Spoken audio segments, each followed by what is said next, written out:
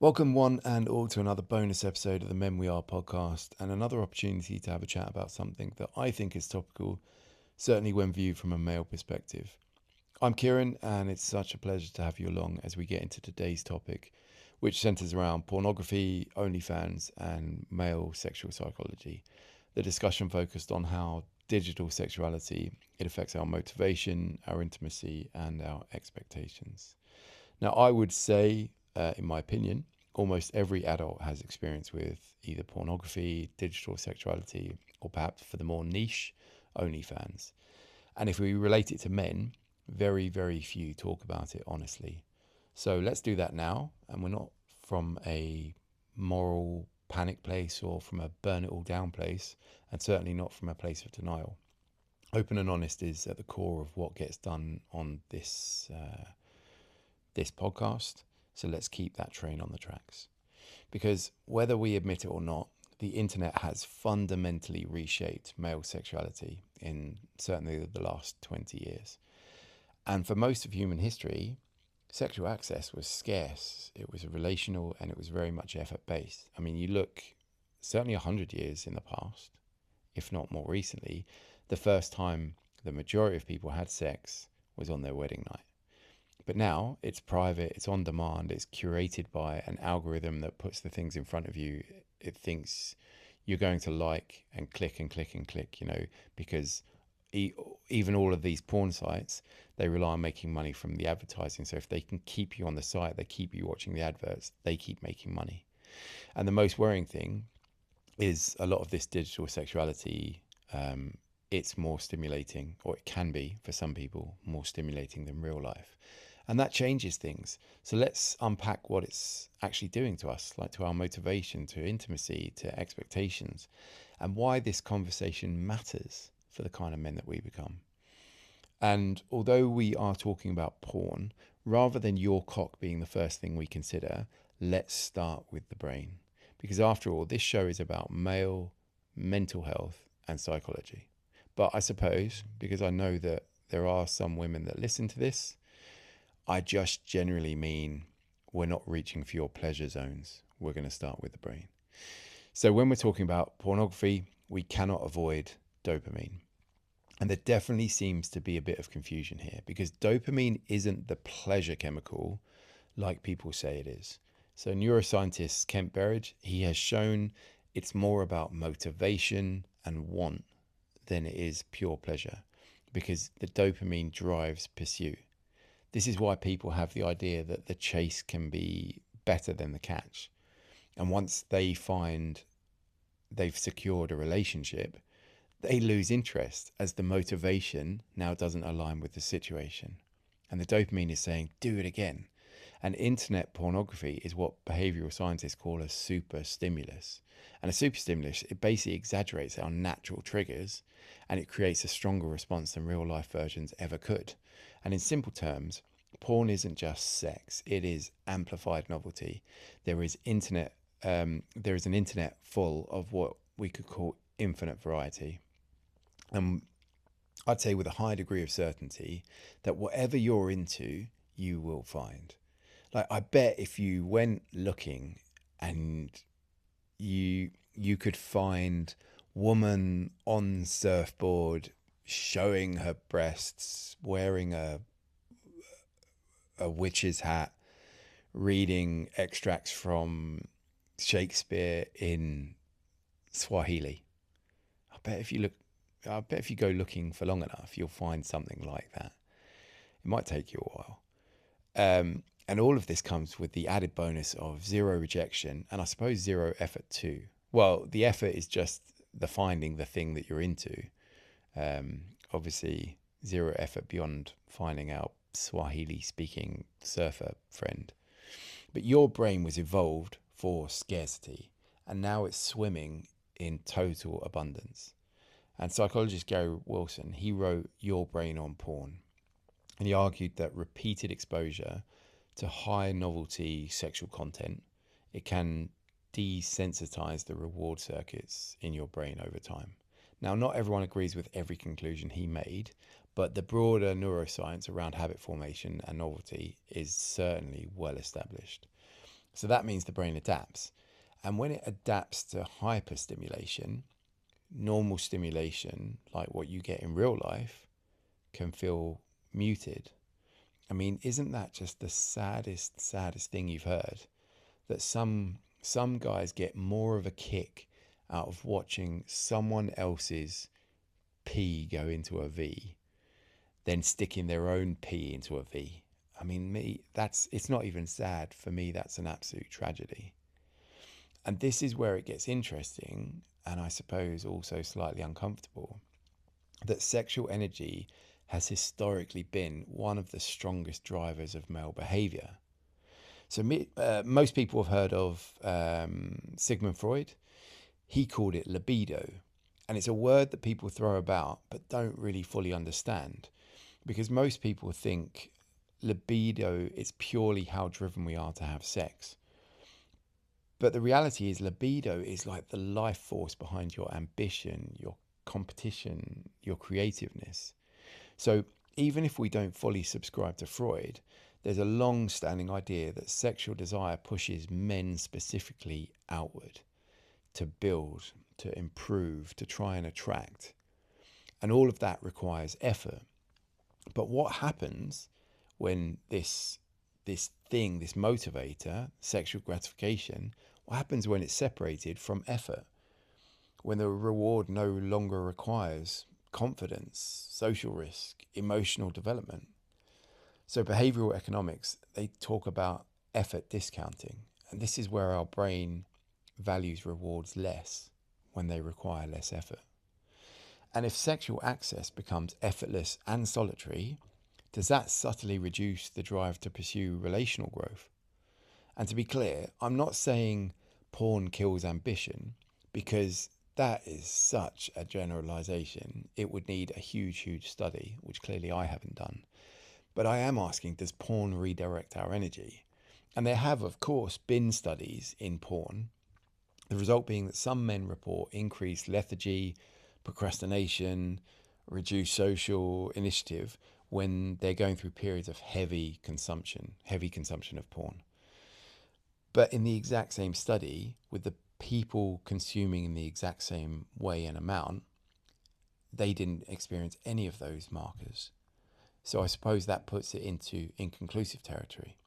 So that's a case of this isn't porn ruins your life. It's how does repeated artificial reward affect those natural motivation systems in our brain? I mean, natural being real life, real interactions, real intimacy, real people. So let's talk about OnlyFans, because it is slightly different from traditional porn. And by traditional porn, I'm not talking about someone wearing a Henry VIII outfit. I'm talking about the idea that traditional porn is just kind of a fly on the wall. You're watching the situation. But OnlyFans introduces something powerful, which is interaction and perceived reciprocation. So you can send a message, you can send some money along with that, and you will receive a personalized response. So back in the 1950s, so we're talking 75 years ago, sociologists Donald Horton and Richard Wall, they coined the phrase parasocial relationships, which at the time was describing one-sided emotional bonds audiences formed with media figures, i.e. the people on the TV. And remember, in the 1950s, TV was still relatively in its infancy, on a kind of widely consumed level. So that's exactly what's happening here. But the difference is OnlyFans has found a way to monetize that parasocial intimacy. So the person sending the message to the model, creator, don't know what they're called, they say it feels personal. It's got their name, it's whatever they asked for, even when it isn't really that personal. You know, it just came because the person paid for it. And that's not a criticism of these creators. It's just a structural observation. And let's be clear, I'm not getting into the morality of this whole thing, purely that the person has figured out a way to fit within a supply and demand dynamic. And that whole dynamic works so well when it hits the right people, those for whom loneliness is high and therefore paid digital attention, it can feel safer than real world vulnerability, because there's no rejection, there's no emotional risk, there's a lot more control. You have control as long as you keep sending the money. Actually, no. When I think on it, there may be emotional risk, so I might have got that wrong, but it's just in the case that some people might be so lonely, and this might be one of the few interactions that are positive with another person that they have. Regardless of the fact those interactions came after a transfer of funds, it still makes them feel good, and they begin to invest in what they see as a relationship. And I'm not sure that's the right word either. They invest in the dynamic. So if there is intimacy without mutual investment, it's not really intimacy, is it? It's just a simulation. And simulations, they do not build relational skill. And I suppose relational skill has to be linked to expectation. So clinical psychologist Philip Zimbardo, he co-authored The Demise of Guys, where he discussed how excessive screen-based stimulation, it might be reshaping young men's expectations of real sex and relationships. So when arousal is conditioned to constant novelty, extreme scenarios, performative bodies, instant escalation. And instant escalation, what I mean by that is if you watch a porn video, it starts with kissing, then fumbling, then fingering, then oral sex, then vaginal sex, then she turns over onto her knees, they do doggy style, and it ends with this massive crescendo of anal sex, and everyone gets covered in cum. And it goes on and on and on at this relentless pace that just doesn't reflect real life. Real intimacy is slower. It's slightly more imperfect. It's emotionally layered. It's all of the things that make it beautiful, because it proves it's not artificial, because it has all of those imperfections.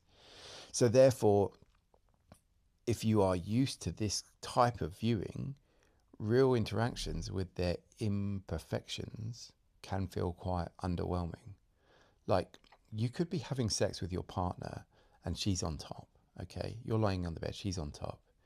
And whatever happens, you miss a stroke and your cock pops out. And the two of you just end up giggling away, and then, you pop back in and carrying on. And it's so much fun, because I always think of sex as like adult playtime. But in a porn, if that happens, they stop the cameras, they reset, they retake the scene, because they're seeking perfection of the shot. So it's just not true. And because of that, porn isn't teaching us about sex, it's teaching us performance. And relationships require presence, and those are not the same skill. But I definitely think porn has this enormous subtext of shame, and this really muddies the waters. So to be clear, sexual desire is not shameful, but there is still this old-fashioned fluster surrounding sex. I mean, think about going into a shop and buying condoms. You're simultaneously saying, I need these because I'm having sex. And also, I wear these because I don't want a baby, and I don't want my cock to catch something, turn green and fall off. They're just facts. The buying them because you're having sex, you're not showing off. And the wearing of protection to stop yourself having either an unwanted child or an unwanted sexually transmitted disease, both of those things should be championed. Yet there is this level of embarrassment from the person selling them, almost a furtive urge to get the condoms into a bag as quickly as possible so they're out of sight. Now, that may be a hang-up from religious ideals, who knows? Certainly I know in Ireland, church and state are still very closely aligned, and people see condoms in Catholicism as, tantamount to the devil. But for the people buying them because they have these desires, there should be no shame attached, no embarrassment. And in the same way, curiosity isn't shameful, and perhaps porn gives an avenue down which people can explore some of their curiosities. But secrecy, that can be corrosive. So hiding things leads to distrust, and distrust is going to challenge our relational integrity. And that secrecy definitely exists when it comes to porn, because most men they consume porn in isolation, often with guilt layered on top that they're doing so rather than sharing intimacy with their partner if they have one. And that combination of high stimulation plus shame, it can then distort self-perception. So psychologist Brené Brown, she defines shame as the intensely painful feeling or experience of believing that we are flawed and therefore unworthy of love and belonging. So if porn becomes something a man feels he must hide, not just from his partners, but I suppose from himself, it can quietly erode integrity. And integrity matters because masculinity at its healthiest is about integration, and it's not about fragmentation. Now, I personally had what I suppose could be a period of overconsumption or heavy consumption, and it was towards the end of a relationship in my late 20s. So, God, a good while ago. And I know now, after reflecting on things, that the reason I was doing that was that the relationship was winding down. Our lives just didn't align anymore, and neither of us had really taken the stand and said it. And it was on the basis that I didn't feel as romantically attracted to my then girlfriend, and I would make excuses for not having sex, or, you know, sex was kind of over fairly quickly, which meant I was drawn to using porn to get my fix. I couldn't help that I had sexual needs, but mentally I was really going through the ringer because I felt this strong sense of shame that I was seeking solo gratification rather than gratification with her, which was definitely coupled with guilt. But it was only in the very recent past that I considered this actual situation more. I really sat with it. And I realized I was in a sort of shame spiral because I was ashamed of the situation. So I used porn to try and make myself feel better, which made me feel guilty. That made me feel disconnected. And with a lack of connection, playing alone seemed a safe bet to escape the negative feeling, which I was ashamed of. And on the spiral went. And it kind of got to a point where actually sorting myself out was mechanical rather than emotional. It wasn't fulfilling. I wasn't filling anyone. It wasn't fulfilling at all. It was very much bish, bash, bosh. I feel better. So it was just sustaining, which is never going to last long term. And if you get that enlightenment, and if you do think it's a problem, getting in touch with your feelings can be really helpful in terms of identifying why you're using the porn. So I think we've discussed a few times throughout this podcast that as we grow and get in touch with our feelings a little more, we understand the importance of asking ourselves the why a little more. And it's not to point fingers or assign blame, but if we feel we genuinely want or need to enact some sort of change, that only happens after we have an awareness of it. So sometimes people with obesity problems, they realize that their overeating is tightly intertwined with a mental issue. And it's not just, I want more cake, I have a craving to go and eat some sugar. And they realize the importance of asking, like, what am I feeling when I have the urge to eat? Am I actually hungry, or is there something else to it? So the exact same can be applied here, but actually it might be easier to ask the question after the event. When the lust has been satisfied and you're sitting there with slightly more clarity, because I genuinely believe that a lot of men think a lot more clearly after they've climaxed. And you could ask them some really difficult questions and you'll get some very, very straight responses. And the reason being, they're relaxed, they're satisfied, there's less urgency, and that allows them to focus. So if you ask in that very moment, what was I feeling when I felt the urge to start scrolling Pornhub, or I reached into my pants looking to tug one off? And this could come under a few headings. So the simplest one is stress regulation. So porn can function as a fast, reliable stress reliever. So the real answer to that question, the why, is I use it because I'm stressed. And this is the quickest off switch that I know, which means porn, it becomes an emotional anesthetic. Another is avoidance of emotional intimacy. So porn, it offers us sexual release without vulnerability. There's no risk of rejection. There's very little emotional exposure, which are all the things required for real intimacy. So in that case, the deeper answer to the why question is I use it because it's safer than being fully seen. For some people, loneliness is a powerful driver, and porn, especially the platforms like OnlyFans, like we discussed earlier, they can simulate a connection.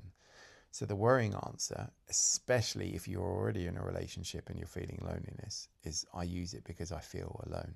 And there are deeper questions to be asked. Some people get performance pressure when it comes to real relationships, and porn.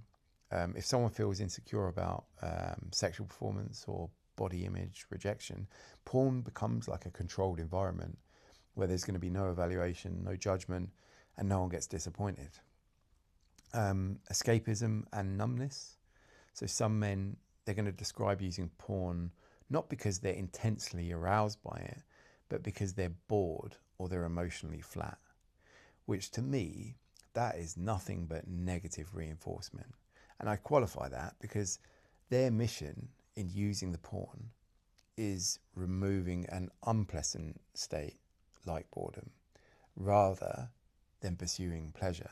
So it's very much arse about face, the tail is wagging the dog. They arrive in the same room, but they come in through a very, very different door. So the answer to the why question is I use it because I don't want to feel what I'm feeling. And that's less about libido and it's more about avoidance. And the final one is, I think porn for some people is just simply a learned coping strategy. So sometimes there's no dramatic trauma or hidden pain. It was just accessible, it was rewarding, and it was able to all be done in private. And over time, that became a default coping tool. And the honest answer to the why question is that I never built another way to regulate myself. So that's not condemnation, but that is awareness. And that's what we need if we want to invoke that change.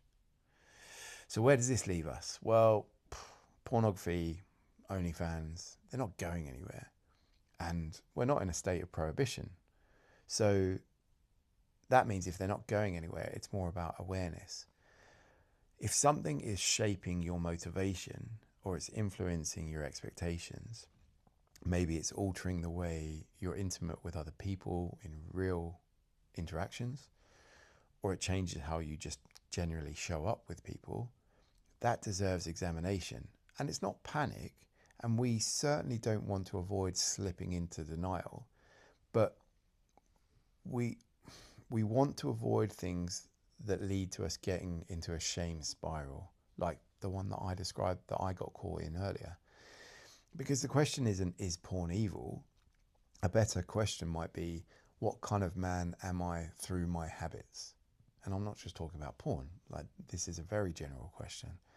Does this particular habit increase my discipline, my connection, my confidence, or does it quietly chip away at all of those things?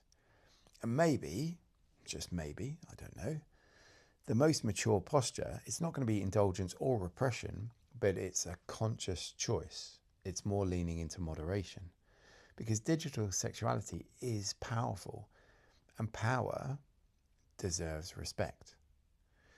And if we want to build real intimacy, not just simulate it, we have to be honest about what's shaping us in private. Because elements of the men we are, they can be formed in the rooms when no one sees us. And that's it. Hopefully another episode that you've enjoyed. It's got your grey matter working. Certainly for me, this was a really, really interesting one to go and look at the psychology and the research for. So hopefully you found it interesting too. As ever, if you're enjoying the channel, if you think other people would get something out of the show, please do like, subscribe, recommend. But outside of that, I look forward to having you on the next bonus episode. And until then, I wish you a good few days, and I wish you the best of luck.